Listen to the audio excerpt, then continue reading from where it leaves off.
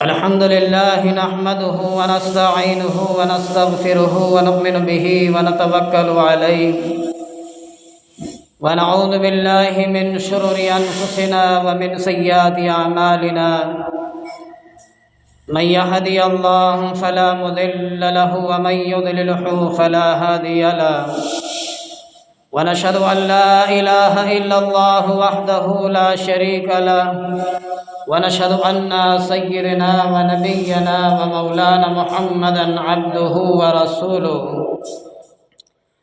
فأعوذ بالله من الشيطان الرجيم بسم الله الرحمن الرحيم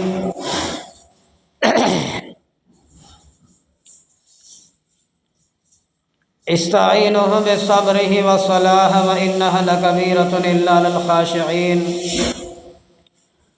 قال رسول الله صلى الله عليه وسلم الصلاة معراج المؤمنين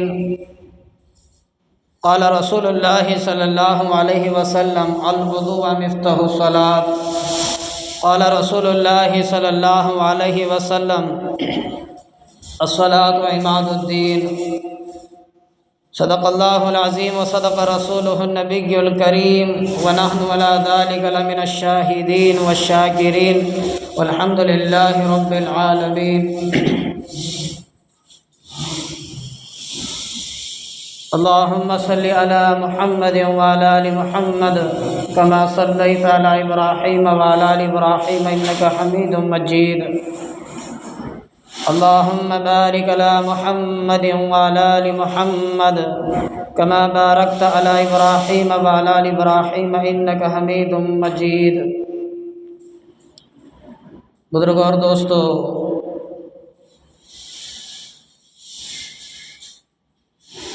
گزشتہ جمعے میں شب معراج کے بارے میں چند ارشاد عرض کیے گئے تھے اور اسی کے ساتھ میں نماز اور وضو کے بارے میں بھی عرض کیا گیا تھا۔ بقیہ مضمون انشاءاللہ عرض کرنے کا ارادہ ہے۔ اللہ تبارک و تعالیٰ نے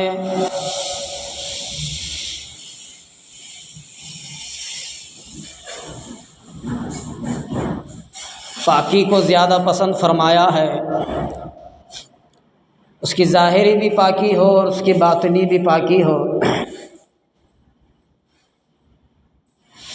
ظاہری پاکی یہ ہے اس کے سر کے بال سے لے کر کے پیر کے ناخنوں تک سارے اعضاؤں کا پاک رکھنا،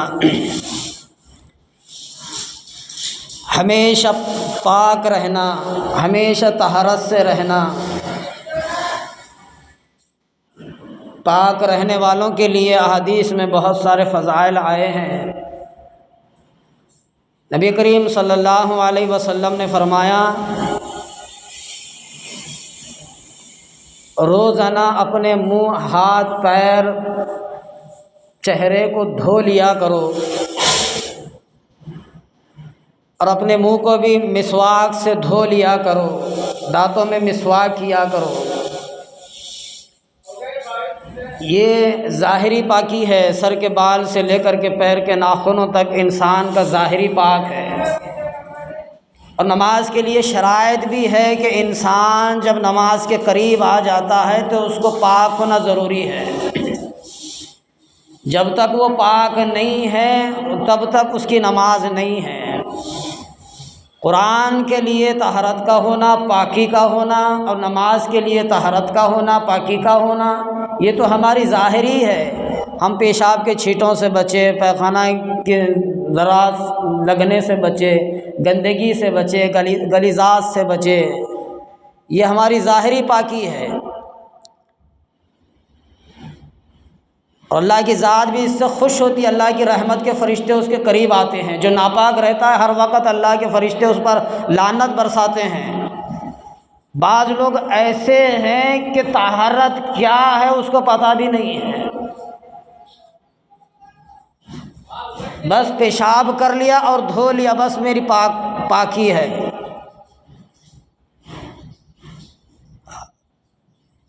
اس کے لیے بھی مسائل ہیں، ہم کو معلوم کرنا ہے۔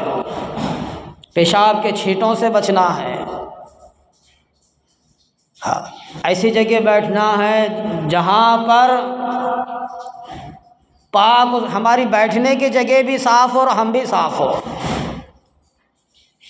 پیشاب پیخانے کے بعد اچھی طریقے سے پانی بہانا ہے۔ الوضوء مفتاح الصلاۃ، الوضوء مفتاح الصلاۃ، وضو نماز کی کنجی ہے۔ کیوں فرمایا کہ اپنے ہاتھ کو، اپنے پیر، اپنے منہ کو دھو لیا کرو نماز سے پہلے، اپنے ہاتھ کو، اپنے منہ کو، اپنے پیر کو دھو لیا کرو، اس میں فائدہ ہے۔ کل قیامت کے دن رسول کریم صلی اللہ علیہ وسلم نے فرمایا قیامت کے دن میں وضو کرنے والوں کو پہچان لوں گا۔ تو کس طرح پہچانیں گے؟ رسول صلی اللہ علیہ وسلم نے فرمایا کل قیامت کے میدان میں ان کے اعضائے، سارے اعضاء چمک اٹھیں گے، چمکیں گے، روشن ہوں گے۔ جس طرح آج زمین والوں کو آسمان کے ستارے چمکتے ہیں، ایسے ہی کل قیامت کے میدان میں ایک جماعت چمکے گی، روشن ہوگی۔ یہ وہ جماعت ہے جو نماز کے لیے وضو کیا کرتے تھے، وضو کے لیے، نماز کے لیے اپنے چہرے کو دھویا کرتے تھے، نماز کے لیے اپنے ہاتھوں کو دھویا کرتے تھے، نماز کے لیے اپنے پیروں کو دھویا کرتے تھے۔ یہ وہ لوگ ہیں۔ بڑے مسائل ہیں۔ یہ تو ظاہری پاکی، اندر کی پاکی سے بھی پاک ہونا ہے۔ حسد، کینہ، کپٹ، بغض، نفرت، اس سے بھی پاک ہونا ہے۔ جب تک پاک نہیں ہے اعمال قابل قبولیت نہیں ہے۔ اللہ ہمیں بچائے ایسی چیزوں سے۔ میں بڑا پرہیزگار، متقی، میں فلاں، میں ڈنکا، اس کے اندر ساری چیزیں ہمارے اندر موجود ہیں۔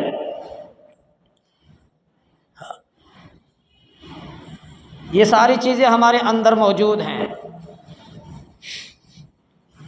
اللہ کے رسول کریم صلی اللہ علیہ وسلم نے فرمایا، صحابہ کرام رضی اللہ تعالیٰ عنہ مجمعین کا مجمع ہے،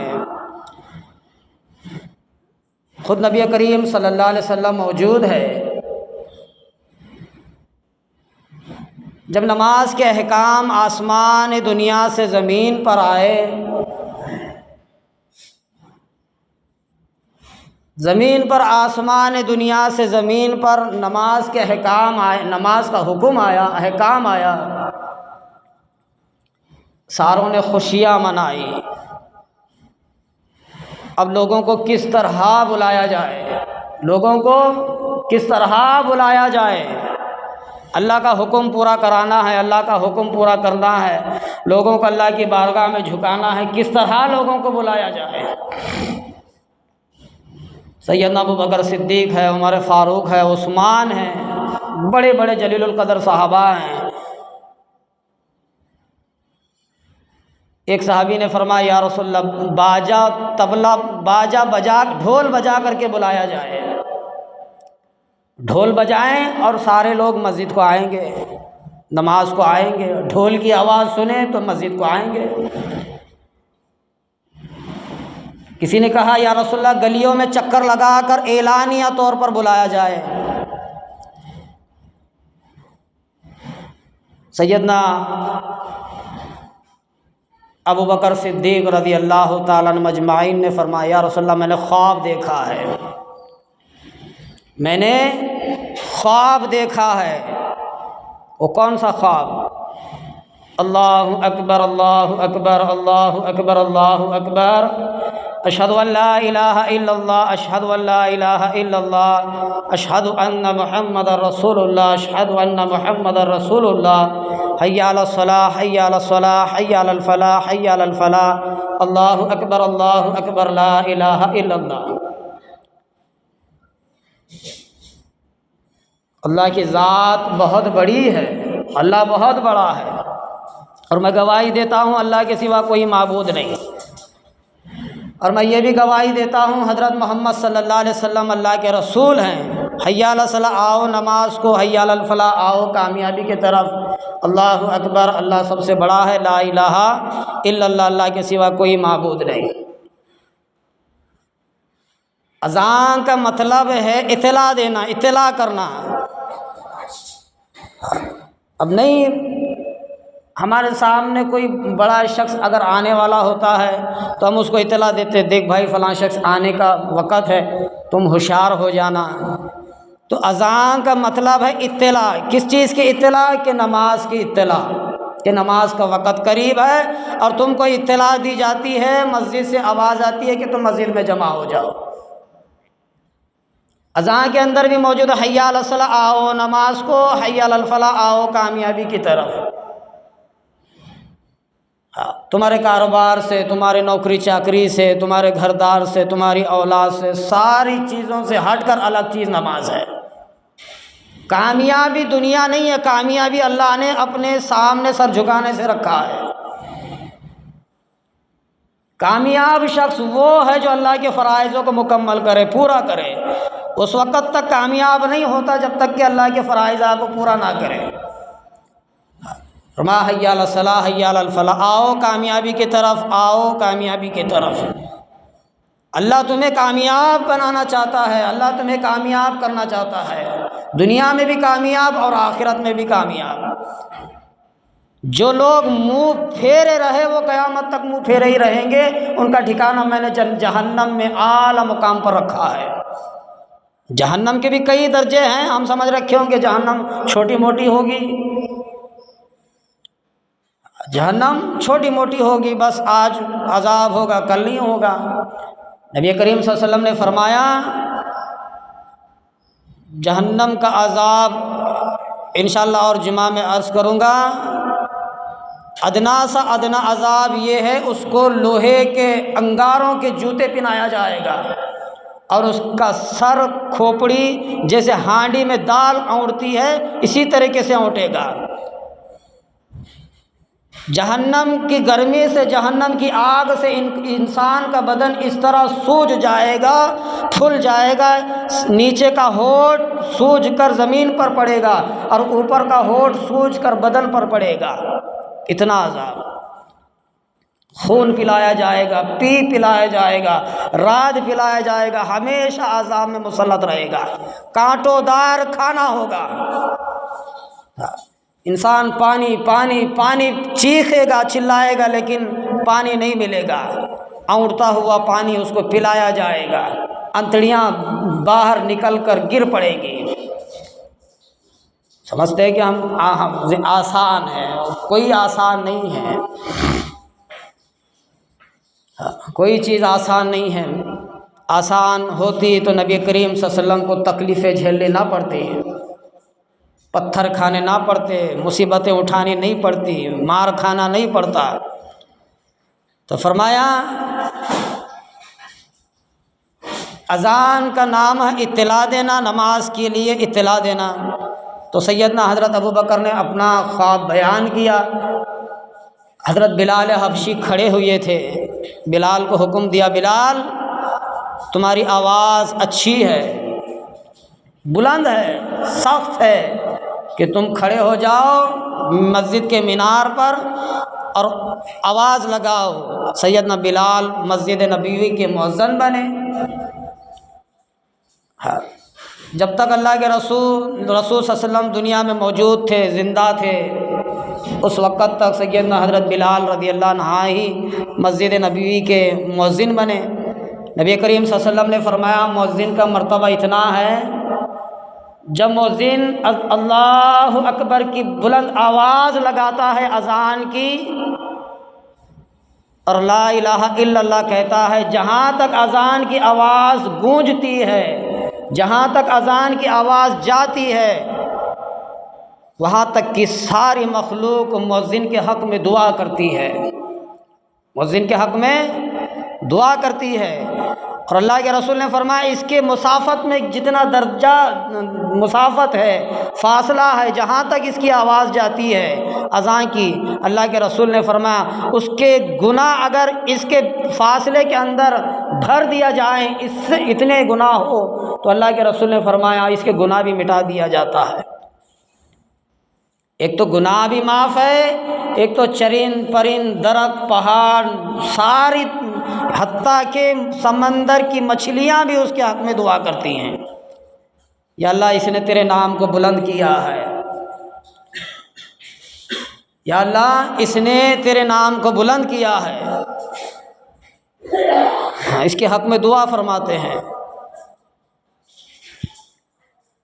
سیدنا ابوبکر صدیق کی حدیث ہے،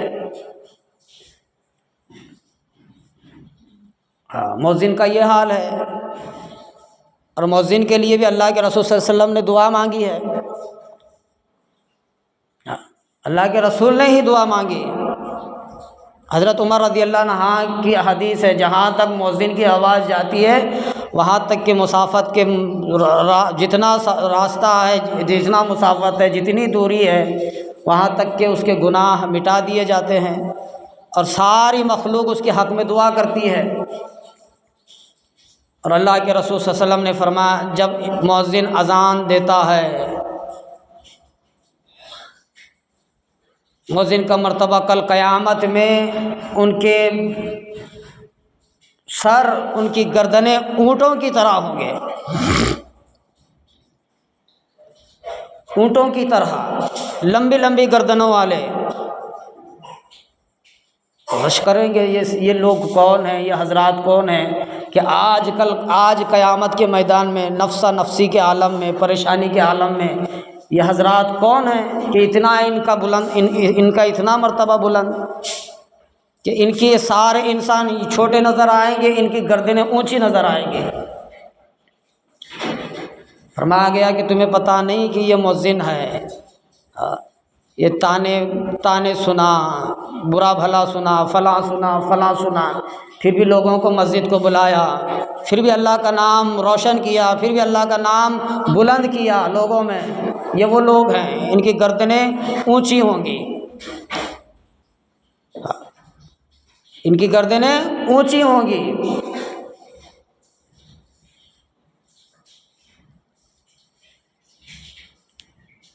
میں نے کہا تھا اللہ کے رسول صلی اللہ علیہ وسلم نے فرمایا ایک جماعت ہوگی وہ بھی بغیر حساب کتاب کی جنت میں داخل ہوگی، وہ ایک جماعت وہ مؤذن ہوں گے، وہ بھی مؤذن ہوں گے، اللہ کا نام بلند کیا، اور کل قیامت کے میدان میں نورانی ممبروں پر بیٹھے ہوں گے، نورانی ممبر ہوں گے، سارے لوگ رش کریں گے یا اللہ یہ کون ہیں، یہ کتنے مرتبے والے ہوں گے۔ دیکھو عام لوگوں کے لیے عام جگہ ہوتی ہے، خاص لوگوں کے لیے خاص جگہ ہوتی ہے، تو اللہ تبارک و تعالیٰ کا بھی وہی نظام ہے، اللہ بھی اپنے خاص کو عام جگہ عطا فرمائیں گے۔ تو مؤذنوں کے لیے اللہ تبارک و تعالیٰ خاص جگہ دیں گے، موتیوں والے ممبروں پر، نورانی ممبروں پر بیٹھے ہوں گے، سارے لوگ رش کریں گے یا اللہ یہ کون لوگ ہیں، یہ کون حضرات ہیں؟ تو فرمایا گیا کہ یہ وہ لوگ ہیں اب میرے نام کو بلند کیا کرتے تھے۔ اگر اللہ کے رسول نے فرمایا اگر تمہیں پتہ ہو کہ اذان دینے کا ثواب کتنا ہے تو انسان لڑتا ہوا جھگڑتا ہوا اذان دینے کے لیے آگے بڑھے گا۔ 60 نیکیاں اذان دینے پر ہے اور 30 نیکیاں صلوات بولنے پر ہے۔ جو انسان اذان دیتا ہے تو اس کو 60 نیکیاں ملتے ہیں۔ صحابہ کرام جھگڑ کر کے اذان پڑھا کرتے تھے کہ میں پڑھوں گا، کہ میں پڑھوں گا۔ آج ہمارا ہے، آج ہم پڑھے، کوئی اور پڑھا تو یہ کیوں پڑھا، فلاں پڑھا تو فلاں کیوں پڑھا۔ جو اذان پڑھی جاتی ہے، اذان دی جاتی ہے، اس کے اوپر بھی اختلافات موجود ہیں، اس کے اوپر بھی اختلافات ہیں۔ اللہ کے رسول نے فرمایا اذان کا مرتبہ ہی ہے، جو اذان دے گا تو 60 نیکیاں ہیں، اور صلوات دے گا تو اس کے لیے 30 نیکیاں ہیں۔ اللہ کے رسول نے فرمایا جو 12 سال تک اذان دے اور بغیر حساب کتاب کے جنت میں داخل ہوگا۔ 1-2 سال نہیں، 12 سال تک جو شخص اذان دے گا بغیر حساب کتاب کے جنت میں داخل ہوگا، اس سے کوئی سوال نہیں۔ اللہ کے رسول صلی اللہ علیہ وسلم نے امام کے حق میں بھی دعا فرمائی اور مؤذن کے حق میں بھی دعا فرمائی، کیونکہ یہ ضامن ہے، یہ امام جو ہوتا ہے یہ ضامن ہے، سارے مقتدیوں کا ذمہ اسی کے حوالے ہے، اسی کے اوپر ہے، جتنے مقتدی ہوں گے اس کے پیچھے اسی کے ذمہ ہے امام کے۔ مقتدیوں کے بارے میں سمجھنا امام کا ہی کام ہے کہ اس کی نماز پوری ہو، ایسا نہیں کہ اس کو سکھایا جائے، سیکھنا اس کا کام ہے، سیکھنا اس کا کام ہے، نماز کے اندر کیا پڑھنا اس کا کام ہے۔ مطلب یہاں یہ نہیں ہے کہ امام کا ذمہ مقتدیوں کے حق میں بھی ہے، لیکن امام کا کام یہی ہے کہ ظاہری حالات میں بھی اور باطنی حالات میں بھی اس کی نماز مکمل ہو، اچھی ہو۔ ہاں، نماز اچھی پڑھائے، ظاہری سے بھی اور باطنی سے بھی، کیونکہ مقتدیوں کی بھی امام ذمہ داری ہے، امام ہی کے حق میں ہوتا ہے۔ مؤذن کے حق میں بھی دعا فرمائی، یا اللہ ان مؤذنوں پر رحم فرما، اماموں پر بھی رحم فرما، ان سے بھی بھول چک ہو جاتی ہے، ان سے بھی غلطیاں ہو جاتی ہے، ان سے بھی غلطیاں ہوتی ہیں، ان سے بھی بھول چک ہو جاتی ہے۔ حدیث ہے، حضرت ابو ہریرہ رضی اللہ عنہ ہی کی حدیث ہے، نبی کریم صلی اللہ علیہ وسلم نے فرمایا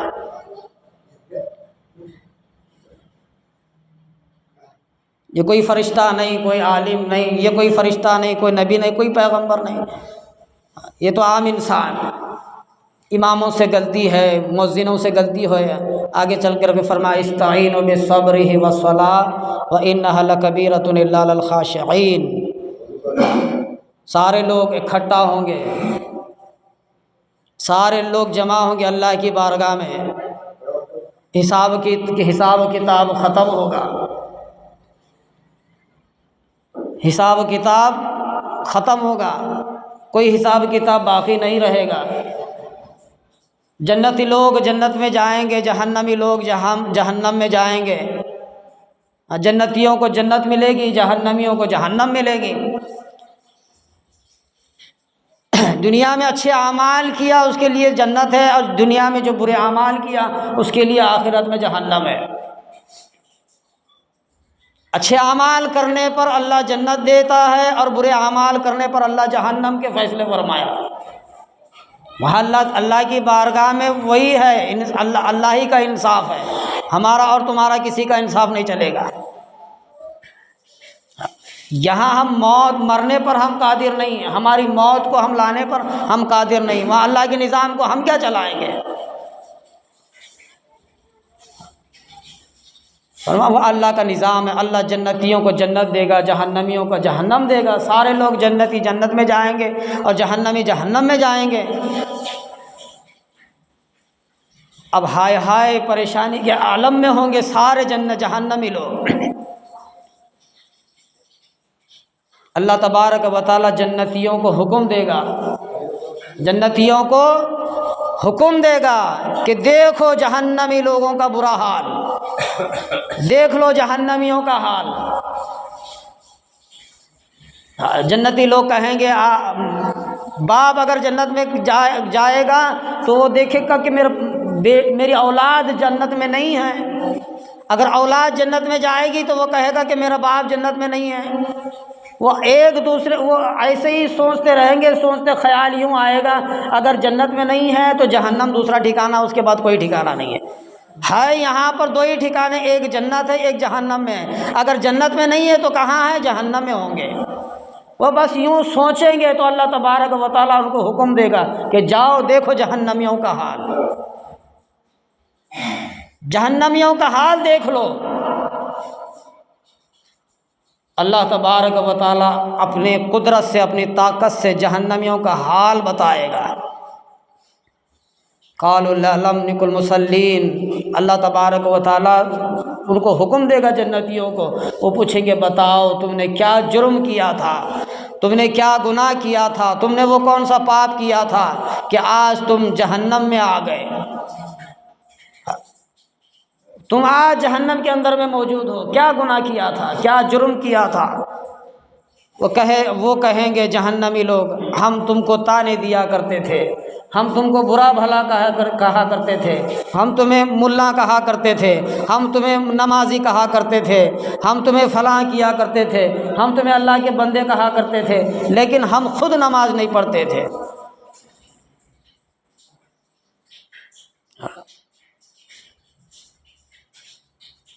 ہم خود نمازی نہیں بنے ہیں، ہاں تم نماز پڑھتے تھے، تمہیں جھٹلایا کرتے تھے، تم نماز پڑھتے تھے، ہم تم پر دیکھ کر کے ہنسا کرتے تھے، ہاں تم مسجد کو جایا کرتے تھے، ہم تمہیں دیکھ کر کے ہنسا کرتے تھے، ہم تمہارا مذاق اڑایا کرتے تھے۔ نبی صلی اللہ علیہ وسلم کا مذاق نہیں اڑایا، نبی صلی اللہ علیہ وسلم کا بھی مذاق بنایا۔ دیکھو جی یہ ایک خدا ہے، ہم نے تو کبھی سنا ہی نہیں، ہم نے کبھی نہیں سنا ایسی بات۔ مذاق اڑایا، گالی دی، برا بھلا کہا، پتھر مارے۔ نبی کریم صلی اللہ علیہ وسلم نے فرمایا ساری 63 سالہ زندگی میں مجھے اتنی تکلیف، اتنا دکھ کبھی نہیں ہوا جو طائف کے سفر میں ہوا ہے، طائف کے وقت میں ہوا ہے۔ بڑے بڑے سرداروں نے برا بھلا کہا، بڑے بڑے امیروں نے برا بھلا کہا، بڑے بڑے حکمرانوں نے بڑا برا بھلا کہا۔ مکے کے حکمراں، مکے کے سردار، مکے کے بڑے حضرات نبی صلی اللہ علیہ وسلم کو تکلیف دی، برا کہا، بھلا کہا۔ ہاں بتاؤ کیا جرم کیا تھا، کیا گناہ کیے تھے کہ آج تم جہنم میں پہنچ گئے، جہنم کا ٹھکانہ تمہیں دیکھنا ملا، جہنم تمہیں نصیب ہو گئی، جہنم کے اندر تمہیں پہنچا دیا گیا۔ وہ کیا گناہ کیا تھا، کیا جرم کیا تھا؟ فرمائیں گے ہم نماز نہیں پڑھا کرتے تھے، ہم نماز نہیں پڑھا کرتے تھے، ہم تیری یاد نہیں کیا کرتے تھے، تجھے یاد نہیں کیا کرتے، تیرا فرائض اور تیرے حکم کو پورا نہیں کیا کرتے تھے۔ اور بتاؤ اور کام کیا، اور کون سا کام کیا، اور کون سا کام کیا؟ ہاں ہم نے کبھی مسکینوں کے اوپر رحم نہیں کیا، ہم نے کبھی مسکینوں کے اوپر رحم نہیں کیا، ہم نے کبھی لاچاروں پر رحم نہیں کیا، ہم نے کبھی بے بسوں پر رحم نہیں کیا۔ اللہ کے رسول صلی اللہ علیہ وسلم نے حجۃ الوداع کے آخری وقت میں، آخری حج تھا، آخری حج میں اللہ کے رسول صلی اللہ علیہ وسلم نے 2 ہی چیز بیان کی، نماز کو قائم کرو، نماز پڑھو اور غریبوں کو نہ ستاؤ، مسکینوں کو نہ ستاؤ، لاچاروں کو نہ ستاؤ، بے بسوں کو نہ ستاؤ، ان کے اوپر رحم کیا کرو، ان کے اوپر رحم کیا کرو۔ آخری وقت میں فرمایا الصلاۃ معراج المؤمنین، الصلاۃ معراج المؤمنین، الصلاۃ معراج المؤمنین۔ نماز مومن کی معراج ہے۔ میں نے کہا تھا گزشتہ جمعے نماز مومن کی معراج ہے۔ نبی صلی اللہ علیہ وسلم نے معراج سفر کی براق پر فرشتوں کے ساتھ اللہ کی بارگاہ میں، اللہ کے یہاں اللہ کے دیدار کیا، اور اللہ کے زیارت کے لیے، اللہ کے دیدار کے لیے اللہ تبارک و تعالیٰ نے ہم کو نماز دی ہے، نماز رکھی ہے۔ بندہ اگر نماز شروع کرتا ہے، اللہ اکبر کہتا ہے، اور نماز ختم ہونے تک نماز کے اندر ہی رہتا ہے، اللہ کے رسول نے فرمایا اللہ ہی سے ملاقات ہے۔ نماز اللہ ہی سے ملاقات کا ذریعہ ہے۔ اللہ سے ملاقات کرنا ہے تو نماز کے لیے کھڑا ہو جا، اللہ سے باتیں کرنا ہے تو نماز کے لیے کھڑا ہو جا، اللہ کو راضی کرنا ہے تو نماز کے لیے کھڑا ہو جا، اللہ کو خوش کرنا ہے تو نماز کے لیے کھڑا ہو جا، اللہ کی ذات کو منوانا ہے تو نماز کے لیے کھڑا ہو جا، اللہ سے باتیں کرنا ہے تو نماز کے لیے کھڑا ہو جا۔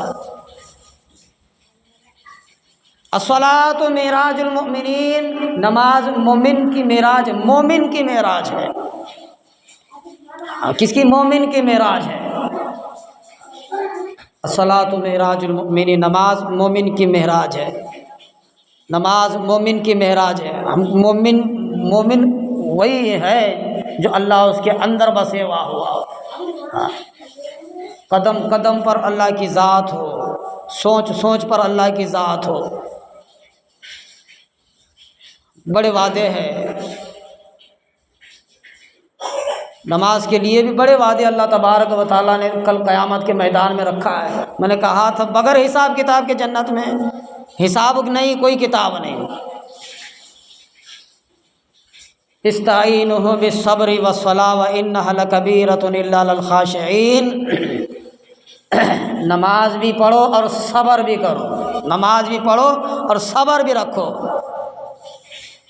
کس بارے میں صبر؟ صبر کی ہمیں تاکید کی جاتی ہے بار بار، ان الصلاۃ تنہی عن الفحشاء والمنکر بھی کہا، اور آگے چل کر ان اللہ مع الصابرین بھی کہا، استعینوا بالصبر والصلاۃ وانھا لکبیرۃ الا للخاشعین بھی کہا۔ ہر جگہ نماز کا ذکر آتا تو صبر کی تلقین کرتی، ہر جگہ نماز کا ذکر آتا تو زکوٰۃ کی تلقین کرتی، بار بار یہی لفظ، بار بار یہی لفظ ہے۔ جہاں بھی نماز کا ذکر آیا زکوٰۃ دو، جہاں بھی نماز کا ذکر آیا صبر کرو۔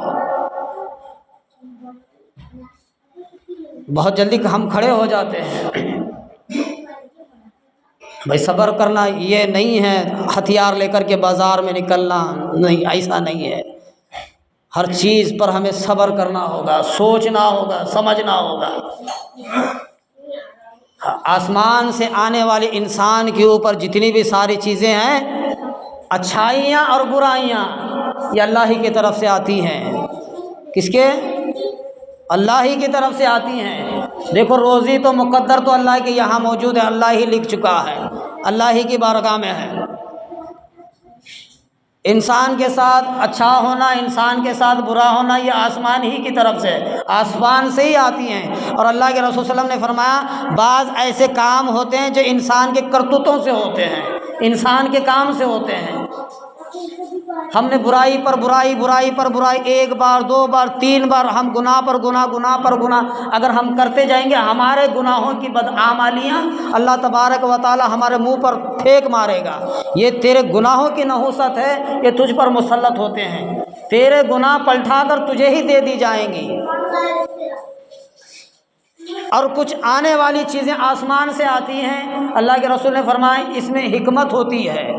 اگر اس کے اندر انسان صبر کے ساتھ کھڑا رہے گا، نماز پڑھے گا اور صبر کے ساتھ کھڑا رہے گا تو وہ کامیاب ہے، وہی کامیاب ہے۔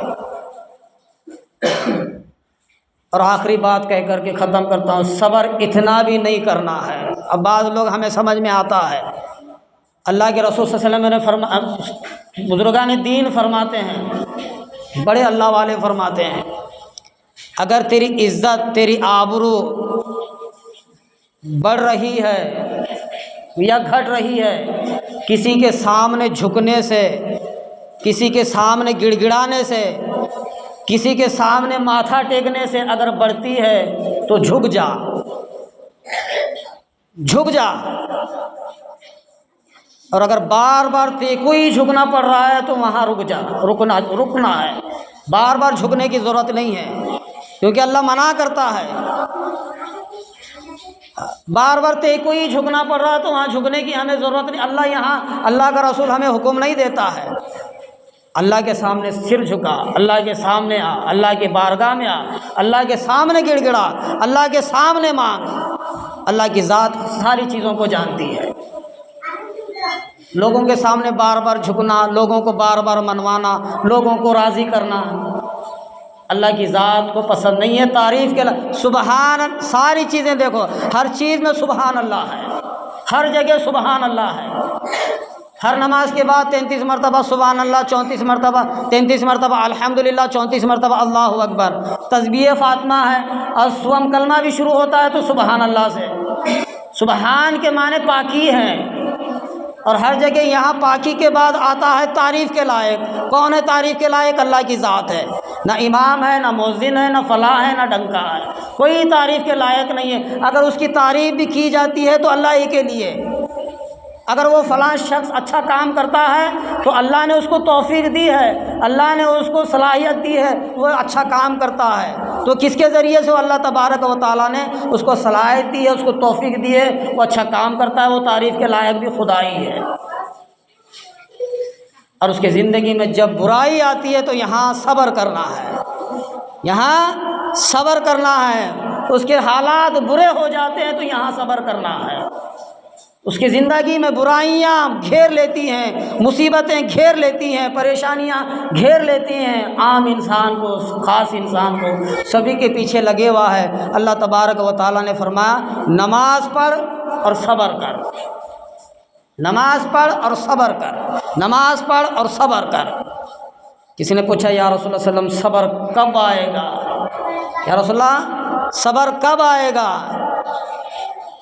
بزرگان دین فرماتے تیری نماز قبول ہوگی تو صبر خود بخود آئے گا، تیری نماز قبول ہوگی تو صبر خود بخود زندگی میں آئے گا۔ اللہ کے رسول صلی اللہ علیہ وسلم نے فرمایا نماز قبول ہونے کی علامت کیا ہے؟ قبول ہونے کی علامت کیا ہے؟ جو انسان فجر کی نماز پڑھ لی اور ظہر پڑھ لیا، ظہر کی نماز پڑھی تو سمجھ لو فجر کی نماز قبول ہو گئی، اور جو انسان ظہر کی نماز پڑھا اور عصر کی نماز پڑھ لی، ظہر کی نماز قبول ہو گئی، اور جو عصر کی نماز پڑھتا ہے اور اس کو مغرب کی نماز کی توفیق ہو جاتی ہے تو سمجھ لو اس کی عصر کی نماز قبول ہو گئی، اور جو مغرب کی پڑھتا ہے اللہ کی ذات اس کو عشاء کی نماز کی توفیق دے دیتا ہے تو سمجھو مغرب کی نماز قبول ہو گئی، اور عشاء کی نماز پڑھتا ہے اور پھر فجر کی نماز کی توفیق مل جاتی ہے، اللہ کے رسول نے فرمایا اس کی عشاء کی نماز قبول ہو گئی۔ مؤذن کا مرتبہ اللہ تبارک و تعالیٰ کے یہاں بہت بلند ہے۔ مؤذن کا مرتبہ میں نے شروع میں کہا تھا، یہ آخری دو باتیں کہہ کر کے ختم کرتا ہوں۔ ہم کو معلوم ہونا ہے، ہم کو اس بارے میں معلومات ہونا، جانکاری ہونا ضروری ہے۔ جب مؤذن اللہ اکبر کہہ کے اذان دیتا ہے، جہاں تک اس کی اذان کی آواز جاتی ہے اتنے فاصلے میں زمین سے آسمان تک گناہ اگر اس کے پلے میں ہے تو اذان دینے کی وجہ سے اس کے گناہ معاف ہوتے ہیں۔ کس کے؟ مؤذن کے۔ اور جتنے لوگ یہ اذان کو سنتے ہیں اس کا جواب اللہ اکبر کے بدلے اللہ اکبر اور لا الہ الا اللہ تک اذان ہے، اس کے بدلے میں جو اذان بلند ہوتی ہے یہی آواز اگر یہ لگاتا ہے، یہ اس کا جواب دیتا ہے، اللہ کے رسول نے فرمایا اسی کے گناہ بھی معاف ہوتے ہیں، اس کے مقدار میں جتنے بھی گناہ بھی ہیں اس کے معاف ہو جاتے ہیں۔ فجر کی اذان دی، ظہر تک اگر اس کے گناہ ہوئے تو ظہر تک جتنے گناہ ہیں پھر ظہر کی اذان دینے سے پھر اس کے گناہ معاف ہوتے ہیں۔ اللہ کے رسول نے فرمایا کل قیامت کے میدان میں مؤذن کی گردنیں بڑی ہوں گی کل قیامت میں۔ ہاں، اور امام کے اور مؤذن کے بارے میں اللہ کے رسول نے دعا کی ہے، جھولی پھیلائی ہے، کس کے سامنے؟ اللہ کی بارگاہ میں، یا اللہ اماموں پر اور مؤذنوں پر رحم فرما۔ کس پر؟ اماموں پر اور مؤذنوں پر رحم فرما۔ اللہ کے رسول کی دعا ہے۔ اور آخری بات کہہ کر کے ختم کرتا ہوں، اذان ہوتی ہے، جماعت کا جب وقت آتا ہے، ایک انسان ہے، 100 لوگ ہیں اگر مسجد میں بیٹھے ہوئے ہیں، کتنے؟ 100 لوگ عشاء کی نماز کے لیے بیٹھے ہوئے ہیں، اذان ہو چکی، اذان ہو چکی، جماعت کے وقت میں امام صاحب آ کر کے مصلی پر کھڑے ہو گئے اور نماز 4 رکعت نماز پڑھائی، وہ پھر نکل پڑے۔ 17 رکعت عشاء کی ہے، سمجھنا ہے کتنے؟ 17 رکعت عشاء کی، امام صاحب جماعت کے وقت میں آئے، 4 رکعت نماز پڑھائی اور باہر نکل پڑے۔ 100 لوگ اکٹھا جمع ہیں، 100 لوگ، 17 رکعت پوری پڑھی، فجر آنے تک ساری رات نفل میں مشغول رہے، ساری رات عبادت میں لگے رہے، ساری رات دعا میں لگے رہے، ساری رات اللہ کو منوایا، ساری رات اللہ کی بارگاہ میں روتے رہے، ساری رات تسبیح پڑھتے رہے، ساری رات قرآن پڑھتے رہے۔ پھر فجر کی اذان ہوئی، جماعت کے وقت میں امام صاحب آئے، 2 رکعت نماز پڑھا کے باہر گئے۔ ان 100 سے افضل امام ہے، امام وہ ہے، اس کے حق میں، مؤذن کے حق میں اللہ کا رسول اللہ کی بارگاہ میں دعا کیا ہے، یا اللہ رحم فرما، اماموں پر مؤذنوں پر رحم فرما۔ یہ سوکھے روٹے کھا کر کے تیرے دین کو سنبھالتے ہیں، مصیبتیں جھیل کر کے مساجدوں کو سنبھالتے ہیں، تجھے کیا پتہ ہے؟ اللہ کا رسول دعا مانگا ہے، 100 لوگ ساری رات دعا کریں، اللہ کی بارگاہ میں روئے، قرآن پڑھے، پھر فجر کی نماز آ کر کے 2 رکعت پڑھا کر کے باہر گیا امام، پھر بھی یہ 100 سے افضل امام ہے۔ تو معلوم ہونا ہے، جانکاری ہونا، پھر بھی افضل ہے۔ آخری بات، کل قیامت کے میدان میں سارے لوگ اکٹھا ہوں گے، کتنے؟ سارے لوگ جمع ہوں گے، جیسا اللہ کے رسول اشارہ کریں گے جتنے لوگوں کو اور اشارہ کریں گے اتنے جنت میں جائیں گے، امام کا بھی وہی حال ہے، امام کا کل قیامت کے میدان میں وہی حال ہے۔ ہم کسی کے پلے ہو جانا ہے، کسی کے غلام ہو جانا ہے، ہم رسول کریم صلی اللہ علیہ وسلم کے غلام ہیں۔ کل قیامت کے میدان میں حوض کوثر میں اللہ ہمیں کھڑا کرے گا، کل قیامت کے میدان میں حوض کوثر ہمیں نصیب ہوگا۔ اللہ سے مانگنا ہے، اللہ کے سامنے گڑ گڑانا ہے، ہر چیز اللہ ہی کی طرف سے ہوتا ہے۔ اللہ مجھے اور آپ کو عمل کی توفیق عطا فرمائے۔ وآخر الحمد للہ رب العالمین۔